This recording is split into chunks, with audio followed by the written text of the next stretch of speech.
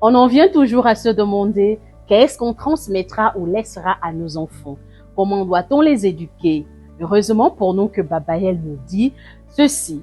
Je pense avoir éduqué mes 3 enfants de la même façon que l'on m'a éduqué.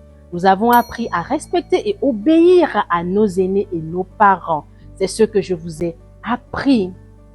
Babaël quitte son pays natal, le Mali, en quête d'un avenir meilleur, mais se retrouve confronté à des défis et des dangers inattendus. Lors de ses différents voyages, Guinée, Côte d'Ivoire, Dakar puis vers l'Europe, Babaël nous emmène dans ses voyages. Il nous raconte ses moments les plus sombres tout en continuant à invoquer l'histoire de son pays, le Mali, et les guerres intestines qui le minent. Ensemble, découvrons le parcours de cet immigré qui se retrouve à Clichy-sous-Bois avec son épouse. Ils vont devoir élever leurs 3 enfants dans cet univers, loin de la langue peul, des coutumes maliennes avec pour gros frein la langue française. Aujourd'hui, nous parlons de ce qui nous reste de Aïssa Sissoko qui nous offre une histoire de famille sur 3 générations qui aborde le voyage, la transmission, la multiculturalité. Allez, ça se passe sur Portrait Livresque, l'art de capturer l'essence d'une œuvre et transcender avec les mots. Clap sur l'auteur. Depuis son enfance, Aïssa Sissoko est une auteure passionnée d'art et d'écriture, considérant toujours l'écrit comme un moyen d'expression des plus libres.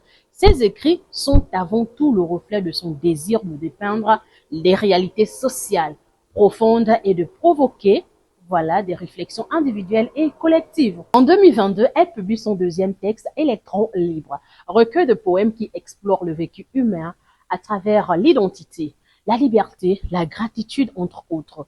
En 2020, elle nous livre une fresque familiale sous le titre « Ce qu'il nous reste », roman qui fait l'objet de cette interview. Alors, bonjour Aïssa Sissoko. Merci de nous avoir accordé cet entretien. Pouvez-vous un peu nous parler de votre enfance? Quel genre d'enfant étiez-vous? Avec plaisir, je vous remercie pour l'invitation. Alors je dirais que j'étais plutôt le genre d'enfant sage, discrète, réservée. J'étais bonne élève à l'école, plutôt respectueuse des règles.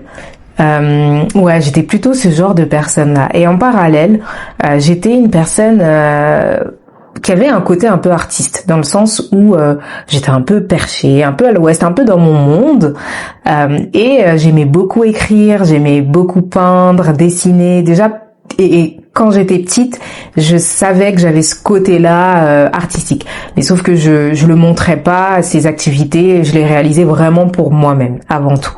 Et qu'est-ce qui reste de l'enfant que vous fûtes jadis, cette enfant studieuse, artiste que vous venez de nous dépeindre?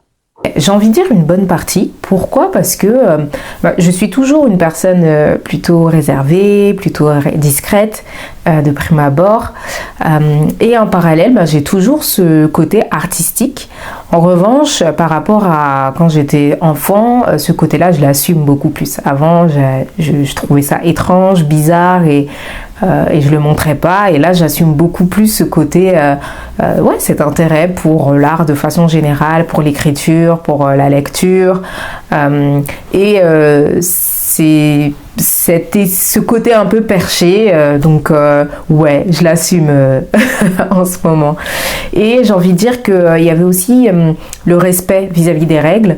J'ai toujours ce côté-là, j'ai toujours un côté un brin scolaire, mais je dois dire que j'ai évolué, parce que je me suis rendu compte que quand j'étais plus jeune, je me concentrais aussi beaucoup sur ça pour éviter de m'assumer pleinement, justement, d'assumer mon côté à l'ouest un peu, avec des réflexions qui ne plaisaient pas ou qui n'intéressaient pas forcément tout le monde. Donc voilà, je préférais ne pas faire de vagues. Et là, je le suis un peu moins, donc j'ai un peu plus ce côté un peu rebelle, quoi. D'accord, côté un peu rebelle, en venant un peu à vos lectures, quel genre de livres vous aimez? J'apprécie particulièrement les livres ancrés dans la réalité. Ça, c'est vraiment ce que j'apprécie. Pourquoi ? Parce que j'ai besoin en fait de me rattacher à quelque chose de concret et c'est vrai que j'ai un peu de mal à me plonger dans un univers totalement fictif. Et quand je dis totalement fictif, c'est même dans la construction d'un univers, c'est-à-dire le fantastique ou autre. Les livres ancrés dans la réalité m'animent particulièrement parce que je m'attache davantage aux personnages et d'autant plus quand il s'agit de récits de vie, de parcours de vie. J'apprécie particulièrement ce genre de livres parce que je trouve que on peut tous s'enrichir les uns des autres et notamment des parcours de vie de personnes et c'est pour ça. J'aime beaucoup les récits de vie. J'aime aussi beaucoup, comme je disais, les romans ancrés dans la réalité qui abordent des sujets de société. J'aime bien certains livres historiques. Des livres de sciences sociales, j'aime bien, en lien aussi avec la philosophie, en lien avec la psychologie, et j'apprécie aussi la poésie et les nouvelles, donc c'est quand même assez varié. Fantastique comme orientation littéraire, merci beaucoup. Alors, quel est le livre qui vous a changé votre vision de la vie ? Alors, je n'ai pas qu'un seul livre qui a changé ma vision de la vie, j'en ai plusieurs, mais si je devais en citer 3, je commencerai par Amadou Hampâté-Bâ, Amkoulel l'enfant Peul et Oui mon commandant. Ce sont 2 mémoires qu'il a écrits et qui m'ont particulièrement marqué parce que ces mémoires m'ont tout simplement reconnecté à mes origines maliennes et notamment mes origines Peul parce que dans ces mémoires il met en évidence à travers son parcours de vie les traditions ancestrales d'Afrique de l'Ouest aussi, de façon générale. Il raconte son parcours de vie, mais vraiment de façon sociale, de façon historique. Donc il y a vraiment plusieurs angles de vue. Et moi, ça m'a particulièrement marqué en termes de connexion en fait à mes origines. Le deuxième livre dont je parlerai, c'est celui de Maya Angelou, Tant que je serai noire. Pourquoi ? Parce que c'est encore un parcours de vie. Il m'a marqué parce que dans ce livre-là, j'ai découvert une femme qui ne s'est pas laisser avoir par des étiquettes et moi je l'appelle la femme caméléon parce que elle a eu énormément de carrière en fait dans sa vie. Elle a été comédienne, militante, elle a été écrivaine, journaliste, elle était maman également en fait. Elle a fait énormément de choses et elle ne s'est pas laissée définir parce que les gens pouvaient dire d'elle ou par rapport aux obstacles ou autres. Et moi, ça m'a beaucoup aidé dans une période où j'essayais beaucoup, notamment dans mon enfance, de rentrer dans des moules qui ne me convenaient pas. Mais j'essayais de rentrer, histoire de respecter. Et en fait, je me rends compte que parfois, on est comme on est et on n'a pas à rentrer dans certains moules qui ne nous conviennent pas. Et ça, je l'ai beaucoup compris en lisant son livre. Le troisième livre que j'ai beaucoup aimé, c'est Laurent Gounel, c'est Laurent Gounel, L'homme qui voulait être heureux, un de ses nombreux livres de développement personnel, parce que c'est le livre qui m'a connecté au développement personnel, et c'est aussi une discipline que j'apprécie particulièrement. 3 grands noms, donc avec 3 livres de renom. Merci beaucoup. Maintenant, quelle est la recommandation ? Voilà, quel livre recommandez-vous aux livresques et pourquoi ? Alors, ma plus récente lecture, c'est Hope. Alors, je vous montre le livre, c'est Hope de Lisa Elvire Abou. C'est une auteure camerounaise. Et je dois dire que, je recommande ce livre principalement pour les messages véhiculés. J'ai trouvé, c'est un roman de société, j'ai trouvé les messages vraiment forts et c'est vraiment de la sensibilisation, notamment aux droits des femmes, notamment en Afrique et là plus précisément au Cameroun. Et je pense que j'aurais davantage assimilé les différents messages et les différentes thématiques s'il y en avait moins. C'est vrai qu'il y en avait plusieurs, mais je dois dire qu'elles ont tout le mérite d'être abordées. Et j'ai pas envie de spoiler, mais en gros, c'est l'histoire d'une femme qui raconte sa vie. Alors on comprend dès le début, là je ne spoil rien parce qu'on sait dès le début que cette personne-là n'est plus de ce monde. Et on va essayer de comprendre avec elle. Elle nous raconte comment elle en est arrivée là. Et donc c'est vraiment des sujets quand même forts qui sont abordés, notamment des violences. des violences, notamment aussi les tabous derrière ces sujets-là, en lien avec les familles, certaines familles traditionnelles africaines qui pour l'honneur ou pour la visibilité vis-à-vis des autres, ne souhaitent pas forcément mettre en évidence certains sujets. Donc voilà, c'est vraiment tout cela qu'on aborde, donc violence conjugale, viol, aussi l'ambition des femmes. Donc voilà, c'est vraiment un livre qui aborde les droits des femmes. Et livresque, nous venons de découvrir le parcours littéraire d'une artiste passionnée. Maintenant, découvrons le livre qui nous réunit aujourd'hui, Ce qu'il nous reste. Qu'est-ce qui est censé rester selon vous après une épreuve, un vécu, entre autres? Alors, ce qui est censé rester après une épreuve ou un vécu, je dirais une leçon. Je dirais un apprentissage, je dirais des souvenirs, plus ou moins difficiles, mais cela. Alors après, si je reste vraiment sur le côté espoir, optimiste, ouais, je dirais des leçons de vie. Voilà, des leçons de vie tout simplement, d'apprentissage, de façon soit à faire différemment la prochaine fois, ou bien à faire différemment, ou à ne plus faire certaines erreurs que l'on a déjà faites auparavant, ou tout simplement à assumer la personne que l'on est, parce que on acquiert aussi davantage de maturité, que ce soit en lien avec une expérience, notamment que ce soit une épreuve, même si c'est difficile, ou bien un autre type de vécu. Merci. Et quelle définition donnez-vous à ce titre, Ce qu'il nous reste? Ce qu'il nous reste, pour moi, c'est un héritage. C'est un héritage. Alors il y a plusieurs clés de lecture possibles, hein. Autant on peut se dire que il y a eu quelque chose qu'on a perdu et du coup il nous reste quelque chose mais qui a une perte, et on peut se dire justement au contraire que c'est tout ce qu'il nous reste. Ça veut dire que c'est déjà beaucoup en fait que l'on a.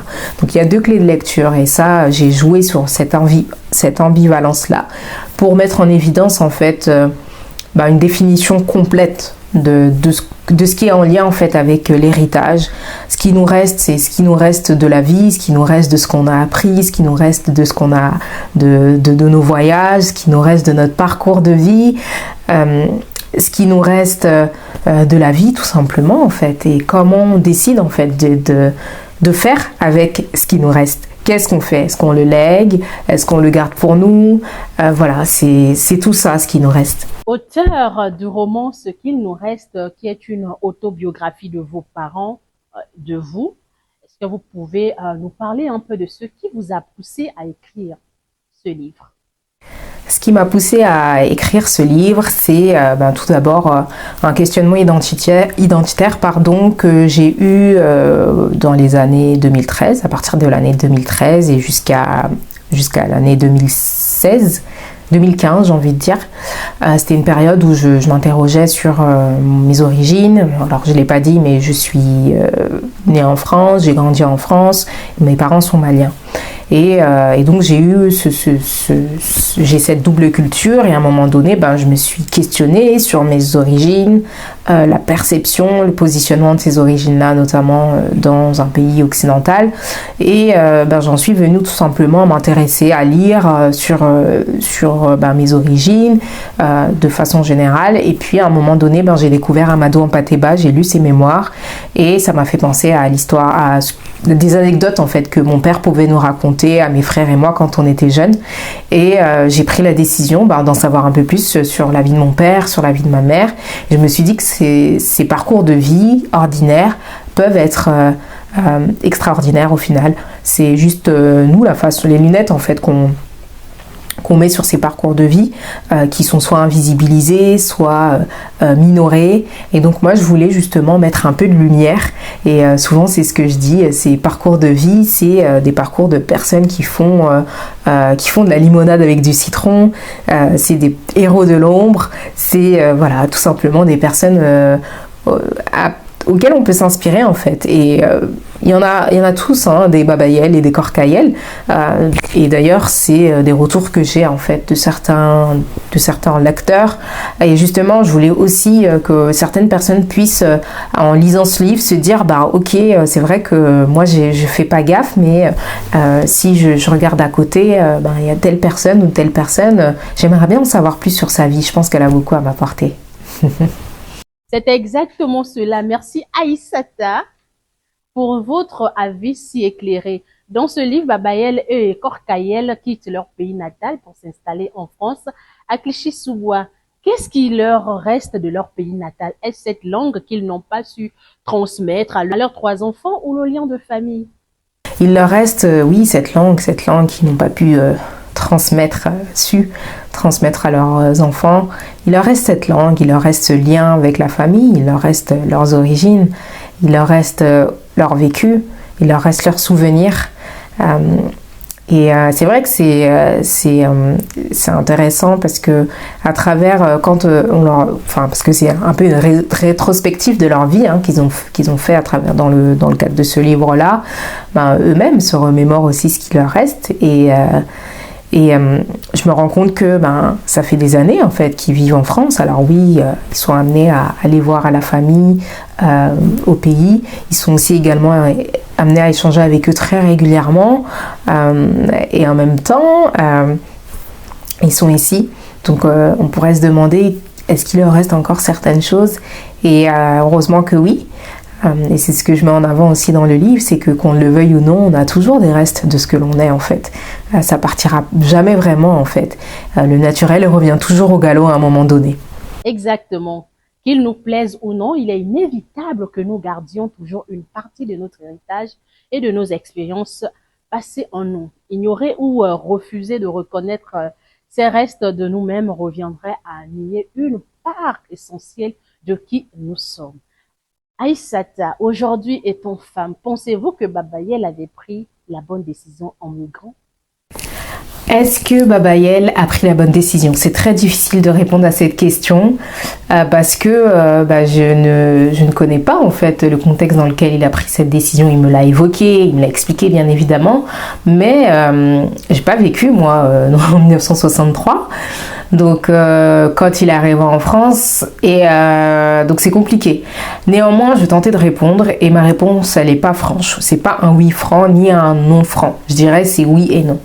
Pourquoi? Je vais commencer par le non. Je dirais que non, il n'a pas pris la bonne décision parce que, avec la vision que j'ai moi maintenant, il y a cette volonté, notamment du continent africain, de se dire et de montrer en fait vis-à-vis de l'Occident que l'on peut créer des choses dans notre pays, que l'on peut évoluer dans notre pays, que l'on peut travailler, etc. Même si c'est pas aussi facile que ça, il y a quand même certaines personnes qui ont fait le choix de rester.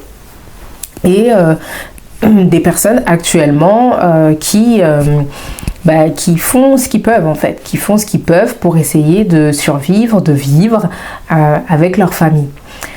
Donc dans ce sens-là, je me dis que c'est pas une bonne décision. Dans ce sens-là, pour pour cet aspect, ce côté, je reste. Parce que le message c'est dans mon pays j'ai pas la possibilité de faire des choses.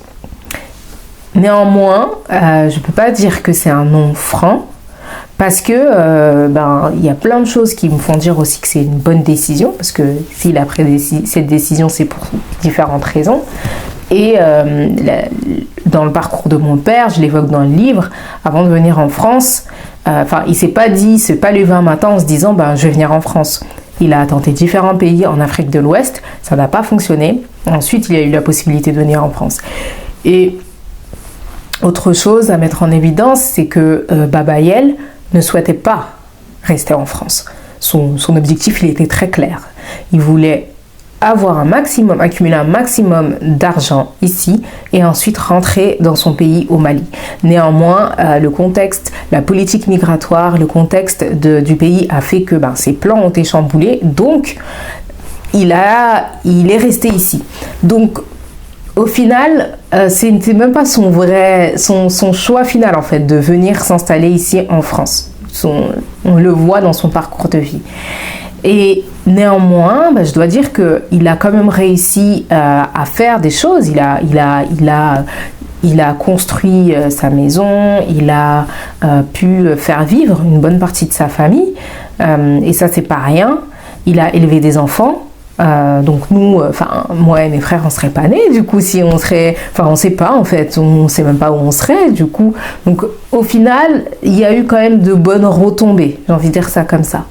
Donc c'est pour ça que la réponse elle est très complexe à apporter, mais oui, ouais, je pourrais pas dire qu'il a pris une mauvaise décision et en même temps je pourrais pas dire que c'était la bonne, voilà.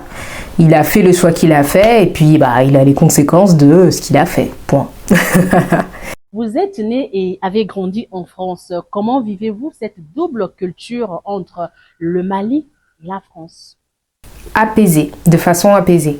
Même si on me posait la même question il y a 10-15 ans, je ne pense pas que je répondrais la même chose, clairement parce que j'étais dans un positionnement plutôt, ma vision elle était un peu complexe du fait d'évoluer en fait dans un environnement occidental et en même temps d'avoir aussi l'ensemble de ces préjugés de ce prisme en fait occidental sur sa culture, sur sa culture d'origine et de devoir jongler entre les deux. Donc ça c'était c'était complexe clairement de pouvoir assumer en fait les deux mais pleinement et tout le temps. Sauf que là, je dirais que maintenant j'ai appris davantage en fait de ma culture d'origine.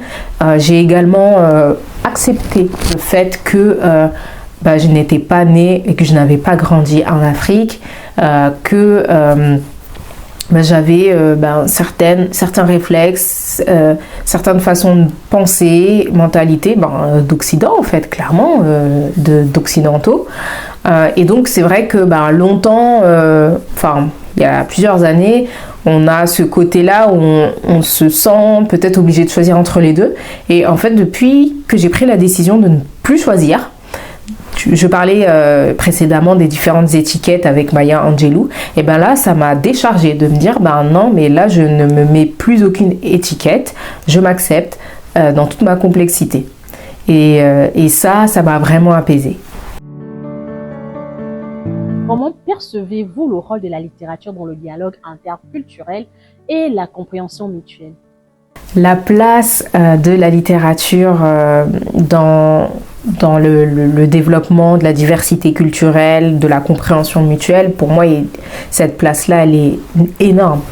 Elle est énorme parce que pour moi, alors je vais citer Amadou Hampâté-Bâ avec une phrase très connue qui dit que le savoir est la plus grande des fortunes par le fait qu'on le donne sans réussir à l'épuiser.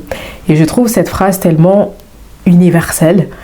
Et à travers le savoir, tout le monde on peut avoir accès au savoir, on peut partager le savoir et ce de façon universelle. Et la littérature, qu'elle soit écrite ou qu'elle soit orale, elle participe à ce savoir. Et c'est en ça que je dis qu'on peut créer des ponts.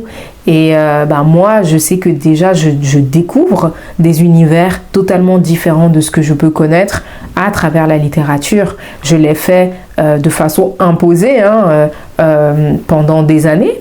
Parce que quand je dis je précise, je parle de toutes les personnes en fait qui sont originaires d'ailleurs et qui ont grandi, sont nées en Occident et qui ont dû se reconnaître en fait des personnages qui n'étaient pas diversifiés parce que des personnages blancs, occidentaux, etc. Mais la reconnaissance, la compréhension s'est faite quand même. de façon imposée, mais elle s'est faite.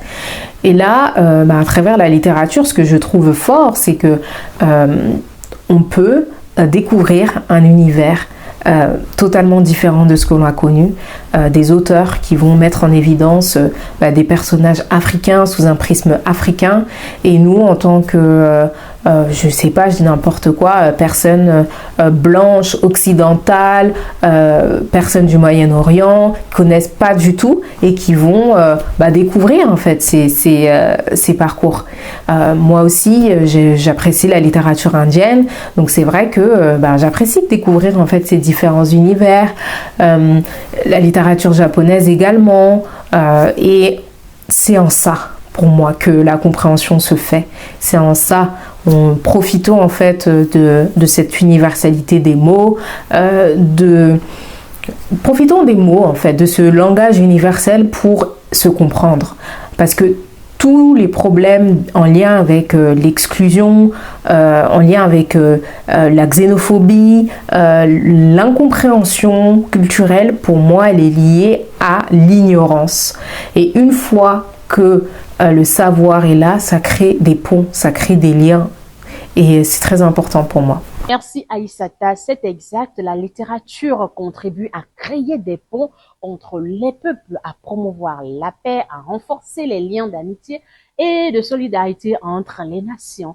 Elle nous invite bien sûr à réfléchir sur ce qui nous unit en tant qu'êtres humains au-delà de nos différences culturelles et linguistiques. Et nous offre la possibilité de mieux nous comprendre et de vivre ensemble en harmonie. Voilà les amis, pour tous ceux qui souhaitent lire Aïssata Sissoko, tous ses livres sont disponibles sur toutes les plateformes en ligne. N'hésitez pas à la suivre sur ses différents comptes Facebook et Instagram. Aïssata Sissoko, comment votre double culture a-t-elle influencé votre développement et vos relations personnelles? Elle a influencé dans le sens où dans mon développement, c'est vrai que, comme je le disais, il y avait ce positionnement qui était un peu complexe de ne pas se sentir totalement soi-même, ou du moins de ne pas pouvoir le faire dans toutes les circonstances. Donc il y avait ce truc de se sentir constamment épié, ou de représenter à chaque fois toutes les populations noires lorsque l'on est dans un environnement où on doit faire preuve d'assimilation. Je dis n'importe quoi, par exemple dans le monde du travail, dans un environnement où on est les personnes noires ou les personnes racisées de façon générale ne sont pas forcément représentées. Donc il y avait ce côté-là en fait, je dois dire qui a influencé. Au niveau de mes relations personnelles, en quoi je dirais que ça a vraiment influencé, je dirais, plus mes relations sociétales, c'est-à-dire dans le monde du travail, dans le monde de l'école, etc. Mais au niveau personnel, peut-être moins, parce que j'avais un cercle d'amis, de personnes solides avec lesquelles on échangeait, et puis on se comprenait en fait, on se comprenait le plus souvent, mais ouais, voilà ce que je peux dire sur la façon dont ça m'a influencé. Mais c'est comme ce que je disais tout à l'heure, un positionnement un peu complexe et puis un apaisement depuis plusieurs années maintenant. Merci beaucoup. Mais quel regard portez-vous sur l'immigration, qui est un sujet complexe? Alors, bonne question. Quel est le regard que je porte sur l'immigration? Il est assez complexe dans le sens où la première chose, c'est que bien évidemment, moi, l'exil forcé, je trouve ça dommage en fait. Enfin, l'exil tout court, des personnes qui sont obligées en fait de quitter leur pays, ce qu'ils ont connu, leur repère, pour aller dans un autre pays, parce que ça va pas. Et je trouve ça dommage. Et c'est là où je dis que c'est là où les autorités, les gouvernements de ces pays-là concernés ont un rôle à jouer. Et je pense qu'ils le savent clairement. Mais ils ont un rôle à jouer important en fait. Parce que souvent on peut stigmatiser ces personnes-là en disant elles sont folles, elles risquent leur vie, etc. Oui. Mais à partir du moment où ces personnes ne voient plus d'intérêt à rester, ne voient plus, enfin, justement, si elles connaissent les risques et elles risquent leur vie, c'est qu'il y a un problème en fait. C'est que ces personnes-là estiment que leur vie ne vaut plus rien, qu'ils n'ont rien à perdre, qu'ils n'ont plus rien à perdre. Et c'est là où nous, quand je dis nous, plus les autorités de ces pays-là ont un rôle à jouer. Après, bien évidemment que il y a aussi des personnes sur place dans les pays notamment concernés. Moi je parle du Mali, pour être allé au Mali, pour être allé en Côte d'Ivoire et au Sénégal, il y a des personnes en fait qui sont sur place, qui font des choses, qui avancent, qui créent de l'emploi, qui entreprennent. Et c'est vrai que quand on voit ça, on se dit c'est bien. Moi c'est vrai que c'est ce que je valorise davantage, des personnes justement qui essaient de faire avancer leur pays comme elles le souhaitent, même si c'est pas toujours évident, mais je trouve que c'est un beau message envoyé aux d'autres personnes. Par contre, je ne stigmatiserai pas l'immigration, le départ d'un pays pour aller à un autre, dans le sens où aujourd'hui c'est ce que beaucoup de personnes font, mais ce que je vais stigmatiser en fait c'est la perception dont certains pays perçoivent en fait ces personnes dites immigrées. D'ailleurs on parle immigration et immigration, on parle d'immigration que pour les personnes du sud qui partent vers le nord. Même moi j'en parle dans le livre, mais c'est vrai que c'est ça. Et les personnes du nord qui immigrent dans le sud, dans les pays du sud ou dans d'autres pays du nord, on parle d'émigration. Donc ça a toujours un statut mieux quoi. Donc il y a aussi ce côté-là moi que je déplore clairement. Parce que aujourd'hui il y a beaucoup de personnes aussi qui ont fait le choix de quitter, de partir, faire leurs études, et de revenir aussi après dans leur pays. Donc en fait, pour moi, il y a différents types d'immigration et pour moi, c'est bien qu'elle soit faite. Donc je déplore les personnes qui sont stigmatisées parce qu'elles immigrent et en même temps, je déplore le contexte qui fait que sur place, il y ait des personnes qui soient obligées en fait de se dire, ça y est, je risque ma vie, je pars. Et donc voilà, c'est très complexe en fait le sujet de l'immigration, mais ouais, voilà ce que j'en pense. Après l'écriture de ce livre où vous avez fixé tout le vécu de vos parents, qu'est-ce qui vous reste d'eux? Ce qui me reste de mes parents, il me reste énormément de choses. Ma personnalité, ma détermination, ma détermination, ma dignité, ma volonté d'aller au bout de ce que j'entreprends, ma ténacité. Tout ça, je les tiens de mes parents. Et je pense que beaucoup de ça sont liés à leur personnalité, mais je pense que leur vécu a fait que j'en ai aussi, j'ai découvert, enfin, comment dire, ça m'a imprégné en fait, ça m'a imprégné de ça. Je tiens aussi de leurs valeurs parce que ils sont partis certes, mais ils ont gardé leurs valeurs et c'est des valeurs qui nous ont inculquées à mes parents, à mes frères et moi. Le partage, oui, l'entraide. L'entraide, le côté traditionnel aussi, certaines coutumes traditionnelles. J'ai pas la langue, comme je l'ai dit, moi je suis un peu, c'est ça qui me peine un peu, mais voilà. Mais hormis ça, il y a beaucoup de choses qui sont de l'ordre de l'invisible en fait. C'est vraiment c'est vraiment en termes de personnalité et en termes de valeur. C'est vraiment ça qui m'ont inculqué. Qu'est-ce qui vous a le plus marqué dans le vécu de vos parents et comment vont-ils aujourd'hui et vos frères? Ce qui m'a le plus marqué dans le parcours de mon père, il y a deux choses qui m'ont marqué, c'est son périple. Avant d'arriver en France, ça m'a particulièrement marqué parce que moi je n'étais pas au courant. Et c'est là où je me dis en fait qu'il a vécu énormément de choses pour subvenir en fait aux besoins de sa famille. Donc ça m'avait particulièrement marqué. Et ce qui m'a marqué aussi et que je ne savais pas, c'est la perte, je vais pas spoiler, mais la perte qu'il a connue notamment durant la première partie de sa vie, voilà, de son parcours de vie. Et ça m'avait marqué parce que même c'est quelque chose qu'il n'avait pas forcément évoqué tout de suite. J'ai dû en rééchanger avec ma mère. Et même moi, en fait, je découvrais des choses le concernant que je ne savais pas. Et ouais, c'était touchant parce que je me rendais compte à quel point ça l'avait quand même marqué au point de ne plus du tout en parler, quoi. Donc voilà, il y avait ça.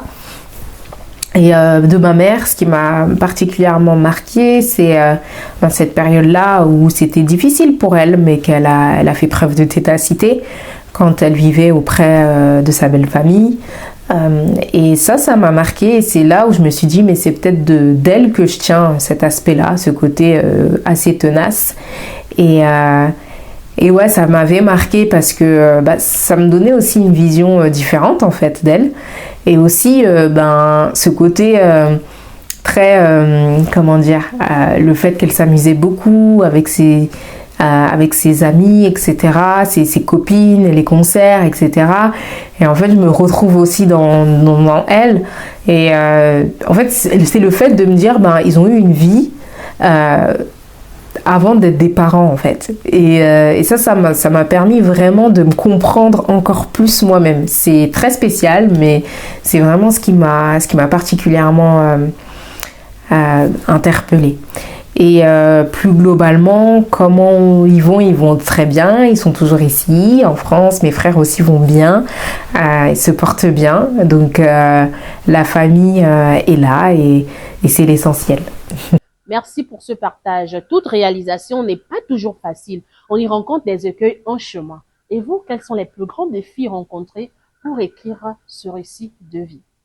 Les plus gros défis que j'ai rencontrés pour écrire ce livre, c'est premièrement le fait de mettre en évidence des sujets qui sont peu mis en évidence dans nos familles traditionnelles africaines, notamment des sujets en lien avec la santé mentale, avec la pression psychologique que l'on peut avoir en étant ici en France et de devoir en fait subvenir aux besoins de sa famille au Mali. Donc là, dans ce cadre-là, c'est au Mali et ici.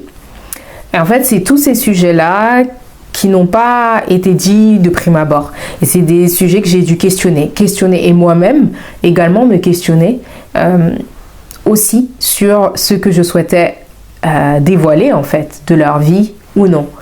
Et voilà, tout ce travail-là, vu que on est tous dans ma famille un peu pudique, c'était un travail vraiment collectif. Déjà moi dans un premier temps de me dire qu'est-ce que je vais partager et ensuite de voir avec chacun d'eux, de les questionner de façon à ce que déjà ils soient aussi en phase avec le partage et pouvoir creuser davantage en fait sur leurs sentiments, sur leurs émotions, chose qui était plus complexe en fait à mettre en évidence. Mais c'est des défis c'est ces moments-là en fait que j'ai trouvé les plus forts, les plus symboliques parce que c'était des moments intenses en fait et j'ai appris énormément de choses sur eux en tant que personne et pas forcément qu'en tant que papa et maman.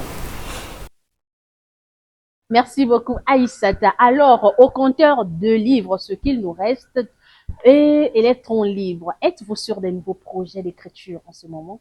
Oui, en effet, je suis actuellement... alors déjà, j'ai écrit un deuxième livre en 2020 qui a été publié en mai 2022.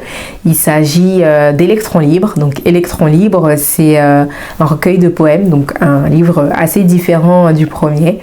Mais vu que j'apprécie particulièrement la poésie, c'est aussi un moyen d'expression que j'utilise. J'ai écrit une fiction qui abordera des sujets historiques et psychologiques aussi. On va dire que ça sera une sorte de thriller psychologique historique. Donc voilà, il est clairement en cours d'écriture. Je ne me presse pas forcément pour le publier très rapidement. Je prends clairement mon temps. Et puis voilà. Merci, bon vent à vous dans vos écrits. Alors, Aïssata Sissoko, nous sommes arrivés au terme de notre émission. Votre mot de la fin. Merci beaucoup pour l'accueil. Ça a été un plaisir de pouvoir répondre à l'ensemble de ces questions très intéressantes, de pouvoir partager un bout de ces parcours de vie que je trouvais essentiels à mettre en évidence. Et merci aussi de mettre en lumière la littérature de cette façon.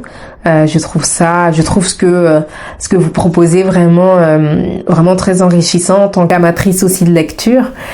Et donc j'ai hâte de continuer à suivre ce que vous faites. Et merci à vous d'avoir suivi cet échange enrichissant. Merci. Merci à vous, Aïssata Sissoko, pour ce moment. Nous vous souhaitons bon vent et de demeurer l'électron libre et la femme culture que vous êtes. Les livresses, c'est par ici que s'achève cette interview. On se dit à très vite avec un nouveau portrait livresse. Mais attention, on n'oublie pas la tradition. Likez, commentez, partagez la vidéo de peur de me fâcher. Ciao!